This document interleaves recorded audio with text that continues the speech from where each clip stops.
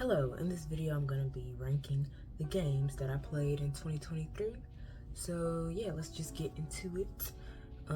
Let me go over the categories first. So, first of all, first we have loved it, basically as tier. Next we have great game. You know, it's not necessarily like, you know, my top tier game, but it was still a great game. Good game, you know, it was good. I wouldn't call it great. It was good, you know, I wouldn't call it bad either. It was just good. Next we have it was okay, meaning that, you know, it was all right, and would I play it again? Probably not. And flop, I feel like that's self-explanatory. Most of these are anyway, so yeah, let's get into the first game. Okay, first up we have a Sims 4 DLC, Sims 4 for rent, that recently came out in November. Oh no, December actually. See, now, I didn't play this game for too long, or play this expansion for too long, just because the whole renting thing just does not appeal to me. I did not buy this game myself. And when, you know, the trailer for it news dropped, I just immediately thought, game pack. You know what I mean? Like expansion pack. A game pack, like an expansion pack, just based off like a renting system, that just felt so like cash grab. I don't know. Just like for the horses expansion pack, I never bought that game. I don't plan to buy that game ever, just because it's like a whole expansion pack for horses. Like, no, I don't feel like for rent is $40 worth, honestly. I will say pros of this. I'm not gonna talk all bad about it, because pros of this, I feel like it did like inspire me to make a new like storyline in The Sims, and give me like a messy idea for The Sims. But other than that, and like, I know this pack is supposed to be like community based, like, ooh, like a community feel, and I feel like I made that myself, you know what I mean? Like, this pack didn't really help me out with that. Like, I didn't really get that from this pack. I hope that made sense. But I'm gonna put this for rent, and it was okay. Now, I know the pack had like a bunch of like glitches and bugs. They released like a patch update to like help with that. I don't know if it did help, because I personally was experiencing I don't know if a bug glitch or if I did something wrong, but it was like, you know, they have shared space, in my Sims that lived on that lot, in that rental residential lot, did not go into the shared space. Like, they would go around it, and it's like they couldn't go into the shared space even though they lived there, and I don't know what happened. Next up, we got A Way Out. I'm pretty sure I played this game in like January. I played it with my sibling. I'm gonna put it in a great game. I really liked the story. Plot twist was plot twisting. It was a great game. One thing, EA, I'll give them their tens. Them multiplayer games be multiplying. But yeah, I need another game like this. I know they have a game called It Takes Two. I don't know if it's similar to A Way Out, you know, where they have like the split screen. I think it might be. I don't know. Yeah, I would love to play more games like A Way Out. Next we have Growing Together, another DLC released by The Sims for this year. It was our introduction to Infants. I'm pretty sure Infants was like a base game update, but Growing Together gave you more interactions, I think, with Infants. Did I personally care about the babies and stuff? Not really, but I understand people's like wanting for more to do with like babies, because Sims 4 just feels like a young adult simulator, you know what I mean? Young adult simulator and building simulator, that's all that game gives. Like, the young adult and adult like stuff, that's what the game centers on. Like, there's not really another stuff for elders, toddlers, children, you know what I mean? I'll put it in good. It was good. I still know like a lot of people didn't like that one, but anything that adds to like gameplay features, I'm gonna like, because I'm not a builder when it comes to The Sims. I like to create storylines, interactions. I love family interactions, any kind of relationship update or progression, I like it probably. Next up, we have Apex Legends. They had, I'm not really like an Apex Legend, like I keep up with them like that. But I feel like I'm relatively new for the game because I feel like this is only my second year playing it. I feel like I started playing Apex Legends last year in 2022. But yeah, I feel like I'm relatively like new to the game still. So I know they had like a couple of seasons come out this year. Don't ask me which ones because I don't remember. I will say my favorite, like, I guess feature that they had this year was the thing where they had like the trackers that you can track loot while in the game, and it like, I think it made a noise when you got closer to the loot or whatever. I don't know, that was fun.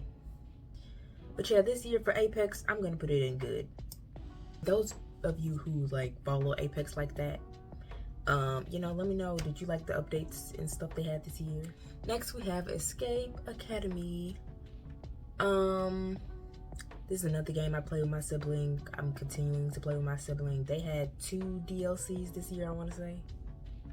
I did play the first DLC. We didn't play the second one. We didn't finish it, I don't think, because it was like glitching. I think it was the Wi-Fi. I love this game. Hope they keep updating it. Love me a good multiplayer mystery. All right. Next up, we have Starfield. Okay, this game, this is one of those games I've been waiting for. You know what I mean? Like, I was tracking this game for the longest, and I was there through all the delays. It was delay, and which I don't mind. Please delay a game forever if you need to fix it. Like, you know, we saw what happened to Cyberpunk. Okay, but anyway, back to Starfield. It was definitely the reason I was looking forward to this game because it's a space RPG. And one thing about me, I love Mass Effect, so I was looking forward to another space RPG. And as for the story, like, I finished the main quest or the main storyline. As for the story, I was definitely surprised on where they took it because I did not expect it to go there. But as for the other features, I'm not like, one thing about me, I'm not like a builder or nothing, you know, like I said before. So like the whole outpost building and stuff, and like the shipbuilding, like that stuff, that didn't really like appeal to me. Like I think I built like 2 outposts all the time I was playing, maybe 3. Like I was just not interested in like the outpost stuff. Same with the shipbuilding, like I was more confused than anything with the ships. Like my ships look raggedy, very much. I'm gonna say, like, I wouldn't say Starfield was necessarily like a letdown though. Cause like I did enjoy the main story, and you know, the side stories all, you know, connected to the main story well. I'm debating between it was okay and a good game, cause it's not one of those games I will play again, but it's one of those games I will go back to and finish any unfinished missions that I had, you know. I'm gonna put it in a good game. Okay, moving on to DayZ. As you can tell by now, I love multiplayer games. Especially to play with my sibling. So for DayZ, this was one I was like really interested in because one thing about me, I love the zombie apocalypse genre. The Walking Dead, my favorite show ever. So when I saw that they had an online game, zombie apocalypse type of game, you know, I was like, cool, let's play it. But I don't know how long this game's been out, so I'm gonna try not to judge harshly. It was very, very glitchy. It felt very empty, you know what I mean? Like for an online game, like I was expecting, like we ran into a few people, you know, but overall, I feel like if this game for real, if this game like took some time to develop it more, it could really be a good and fun, you know, multiplayer game online. Is there any multiplayer games that's like zombie apocalypse? Anyway, I'm gonna have to call it a flop. I'm sorry. But I know that it can get better. Like I really know they can, and I hope they continue to update it. But it's not a game that I will play again at the state that it's at right now. Alright, next up we got Dragon Age Inquisition. I already know where it's going. The top. I really love that game. And this is coming from someone who didn't play the previous Dragon Age games, but I am looking forward to the next one that comes out, Dreadwolf. Don't know when it releases. Honestly, 2026 is my guess, but you know. Anyway, Dragon Age Inquisition, my personal game of the year. So next up we got Spades, and I know it's a little unserious to put here, but this year I learned how to play Spades, like the actual card game. And it was a little confusing at first, but I just realized it's all about strategy. So I'm gonna put Spades. It's a great game. Like if you really like plan it out with the cards you got, like you can really make something shake. But sometimes it's about luck too. Like luck and strategies, because you don't know what cards are going to be dealt. You could be dealt a bad hand, but if you can make something work, you know what I mean? Next up we got Little Nightmares. This is a game that I've been playing on my channel. I did finish the game. Those uploads will be coming out soon, so stay tuned for those. But Little Nightmares, I'm gonna have to put it at good game. This is like the first horror game I ever played, and there were some, intense moments. But you know what I felt more than fear while playing this game? I felt frustration. Sometimes, Little Nightmare, don't know her name. I'm assuming this is a girl, just based off the voice. I don't know. She just don't listen to me sometimes. And them greedy monsters they don't know when to back up. You know what I mean? Like, back up from the table. Leave these kids alone. But the final boss fight was cool, I'll say that. But I still want to know more about like the story. Like, I feel like I didn't really get any, like most of the story you have to figure out by context clues, you know what I mean? So when I finished the game, I was like Googling stuff, but I don't know if they go more into it in the second game or what. So moving on, Expanse, a Telltale series. Now this was Telltale's like return after their bankruptcy, and now they're back, and their first release was The Expanse, another game that I played on my channel, and I'm gonna put in it was okay. It wasn't a bad game. Like for Telltale's return, it was like okay. Like it was okay. It wasn't like, comparing it to other Telltale games, it wasn't, it wasn't their Walking Dead, it wasn't their Wolf Among Us, but it was a nice like return, you know what I mean? Next up, Cyberpunk Phantom Liberty. Okay, I like this game. Like this game was like a very up and down. This DLC, I should say, was very up and down for me. Like I liked it, then I was like kind of uninterested, then I got interested again, then uninterested. It was like very, But one thing I liked, I would say specifically about the DLC, is the new ending. See, that's what I was kind of looking for with the main game, you know what I mean? Like, I did not like the endings of the main game. I'm sorry, like, all of them made me mad. This one in particular, I liked the ending, the new ending, but at the same time, it's like you kind of win some, you lose some, you know what I mean? Anyway, one thing about Cyberpunk, I wish it was like, like Bethesda games like Fallout and Starfield, as I mentioned, or like Dragon Age or Mass Effect, where when you finish the main storyline, you can keep playing. Because when you finish the main storyline in Cyberpunk, it's just like, it kind of takes you back to before you finished it. I don't like that. Like, I wish it would just like, it would progress further than that. You know what I mean? I hope they do that for the next Cyberpunk game. But I'll put Phantom Liberty at it was okay. Story itself, like, it was okay. Like, nothing like amazing, This is one thing I'll say though. Another thing, I guess.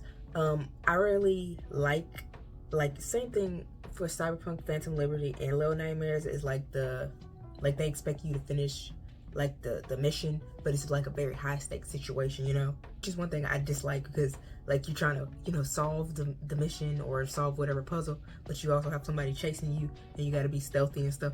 Like that stresses me out. But in the end, I'm like, after retrospect, it's like, okay, that was a good mission. That was fun. High stakes. Next game, Deliver Us the Moon.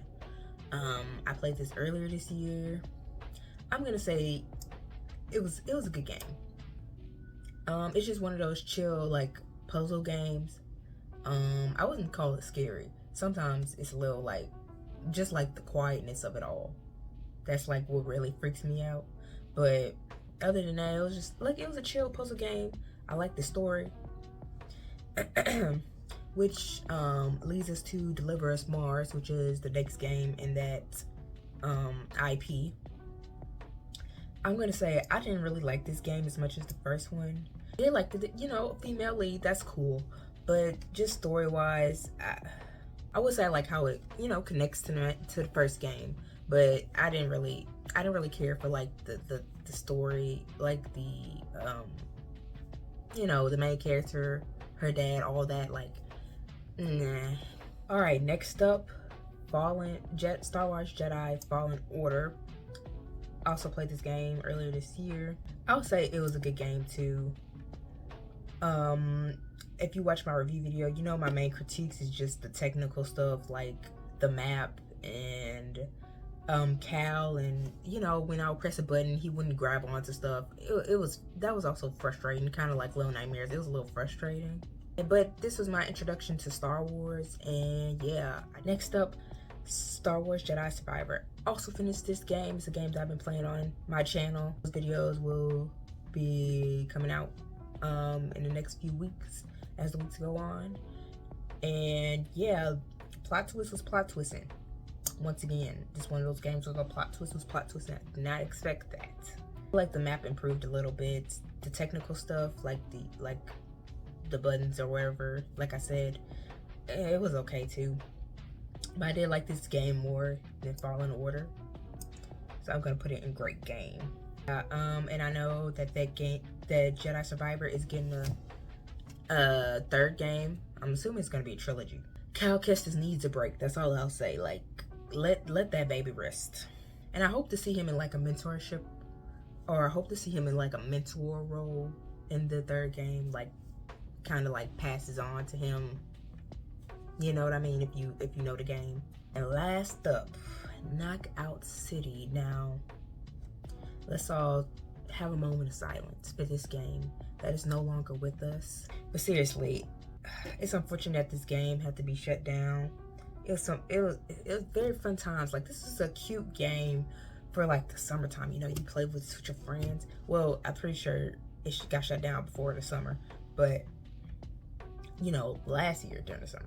Like, this was really fun. Like, you know what? Just for the good times, for the great times. It was a pretty great game.